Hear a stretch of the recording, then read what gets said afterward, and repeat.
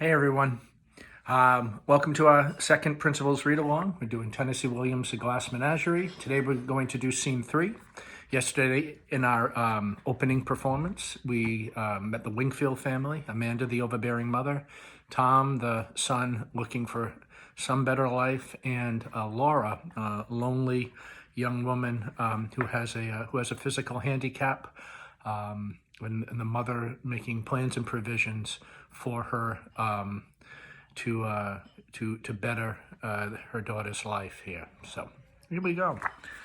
Scene 3. Oh, one thing here. So I'm at my home, obviously, and with home comes lots of distractions. Yesterday, my dog tried to come in twice during it. So if we have a surprise appearance by my Portuguese water dog, Coco, that's it. So here we go. Tennessee Williams, The Glass Menagerie, Scene 3. Legend on the screen. After the fiasco, Tom speaks from the fire escape landing.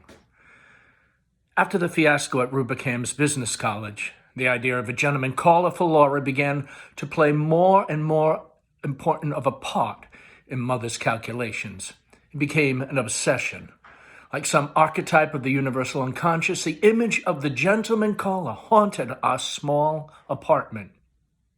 Screen image, a young man at the door of a house with flowers. An evening rarely passed without some allusion to this image, this specter, this hope. Even when he wasn't mentioned, his presence hung in Mother's preoccupied look, and in my sister's frightened, apologetic manner hung like a sentence passed upon the Wingfields. Mother was a woman of action as well as words. She began to take logical steps in the planned direction.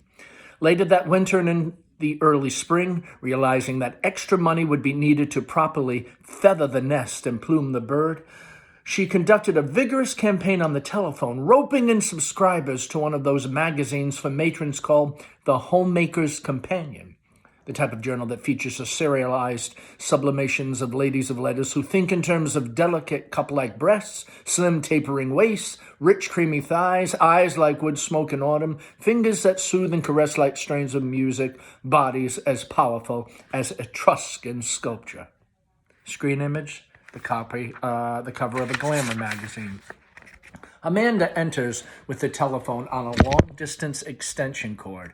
She is spotlighted in the dim stage. Ada Scott. Ada, this is Amanda Wingfield. We missed you at the DAR last Monday. I said to myself, she's probably suffering with that sinus condition. How is that sinus condition? Well, horrors, heaven have mercy. You are a Christian martyr. Yeah, that's what you are, a Christian martyr. Well, I just now happened to notice that your subscription to the Companion's about to expire. Yes, it expires with the next issue, honey, just when that wonderful new serial by Bessie May Hop is getting off to such an exciting start. Oh, honey, it's something you can't miss. You remember how Gone with the Wind took everybody by storm? You simply couldn't go out if you hadn't read it. Everybody talked with Scarlett O'Hara. Well, this is a book that critics already compared to Gone with the Wind. It's the Gone with the Wind of the post-World War generation. What? Burning? Oh, honey, don't let them burn. Go take a look in the oven, and I'll hold the wire. Heavens, I think she hung up. The scene dims out. Legend on the screen. You think I'm in love with Continental Shoemakers. Before the lights come up again, the violent voices of Tom and Amanda are heard. They are quarreling behind the portieres. In front of them stands Laura with clenched hands and a panicky expression. A clear pool of light is on her figure throughout the scene. What in Christian name is the... Amanda shrilly, don't use that supposed to do expression, not in my presence. Have you gone out of your senses? I have. That's true. Driven out. What's the matter with you, you big idiot? Look, I've got no single thing, lower your voice, in my life here that I can call my own. Everything, stop that shouting. Yesterday you confiscated my books. You had I took that horrible novel back to the library. Yes, that hideous book by that insane Mr. Lawrence. Tom laughs wildly.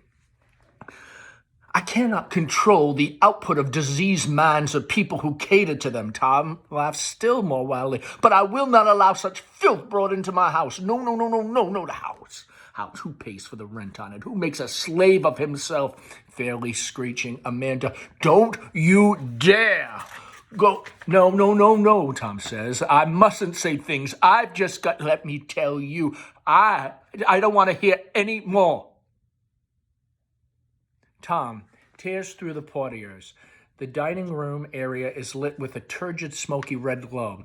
Now we see Amanda. Her hair is in metal curlers, and she's wearing a very old bathrobe, much too large for her slight figure, a relic of the faithless Mr. Wingfield. The upright typewriter now stands on the drop-leaf table along with a wild disarray of manuscripts. The quarrel was probably precipitated by Amanda's interruption of Tom's creative labor. A chair lies overthrown on the floor. Their gesticulating shadows are cast on the ceiling by a fiery glow. You will hear more. No, I won't hear them. I'm going out. You come back right. Oh, no, out. I am going because come back here, Tom Wingfield. I am through talking to you. Oh, go. Laura desperately. Tom, you're going to listen and no more insolence from you. I am at the end of my patience. Tom comes back towards her. What do you think I'm at? Aren't I supposed to have any patience to reach the end of, Mother? I know I seem unimportant to you, what I'm doing, what I want to do, having a little difference between them. You don't think that, Amanda. I think you've been doing things that you're ashamed of. That's why you act like this. I don't believe you go to the movies every night. Nobody goes to the movies night after night. Nobody in their right mind goes to the movies as often as you pretend to. People don't go to the movies at nearly midnight, and movies don't let out at 2 a.m. Come in stumbling, muttering to yourself like a maniac. You get 3 hours of sleep and then go to work. Oh, I can picture what you're doing down there, moping and doping because you are in no condition. Tom wildly, no, I'm in no condition. Amanda, what right have you got to jeopardize your job, jeopardize the security of us all? How do you think we'd manage if you, Tom says, listen. You think I'm crazy about the warehouse? Tom bends fiercely towards the slight figure of his mother. You think I'm in love with Continental Shoemakers?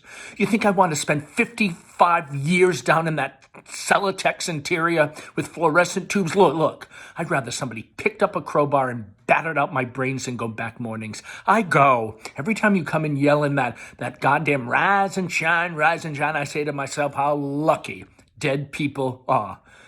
But I get up. I go for $65 a month. I give up all that I dream of doing and being ever.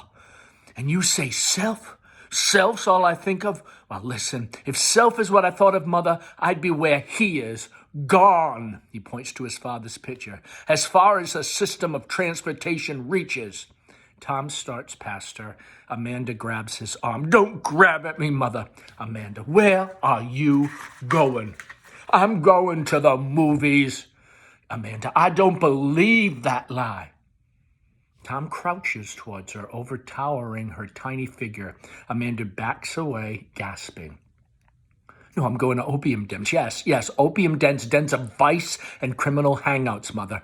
I've joined the Hogan gang. I've hired an assassin. I carry a Tommy gun in a violin case. I run a string of cat houses in the valley. They call me Killer Wingfield. I'm leading a double life, a simple, honest houseworker by day, by night a dynamic czar of the underworld, Mother.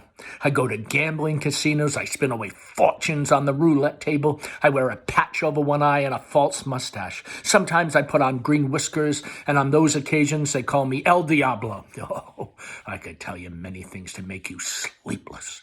My enemies plan to dynamite this place. They're going to blow us all. They're going to blow us all sky high some night.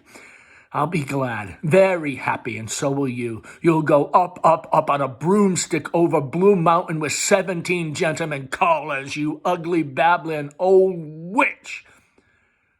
Tom goes through a series of violent, clumsy movements, seizing his overcoat, lunging to the door, pulling it fiercely open. The women watch him aghast. His arm catches in the sleeve of the coat as he struggles to pull it on. For a moment, he is pinioned by the bulky garment. With an outraged groan, he tears the coat off again, splitting the shoulder of it and hurls it across the room. It strikes the shelf of Laura's glass collection, and there is a tinkering of shattering glass. Laura cries out as if wounded. Music. Screen legend, The Glass Menagerie. Laura, surely, my glass menagerie. She covers her face and turns away. But Amanda is still stunned and stupefied by this ugly witch comment, so she barely notices this occurrence. Now she recovers her speech. Amanda, in an awful voice, I won't speak to you until you apologize. Amanda crosses the portieres and draws them together behind her. Tom is left with Laura. Laura clings weakly to the mantel with her face averted. Tom stares at her stupidly for a moment. Then he crosses to the shelf. He drops awkwardly on his knees to collect the falling glass, glancing at Laura as if he would speak, but couldn't. The Glass Menagerie music steals in as the scene dims out. So that's the end of scene 3. It's a short scene. Scene 4 tomorrow. It's a little longer than this one here. So I hope this has been a good diversion for your day, and that maybe some of you are following along with the PDF that I sent in today's Cardinal Notes again. Just remember, Glass Menagerie has many different versions out there. I mean, basically, it's the same story here, but there's some subtleties in terms of the language. Some are acting editions, some are reading editions, some have been kind of sanitized. So works in progress. Anyway, we're all in it together here, looking for something to connect with you. Hope you're enjoying yourself. Stay strong, stay well, stay home.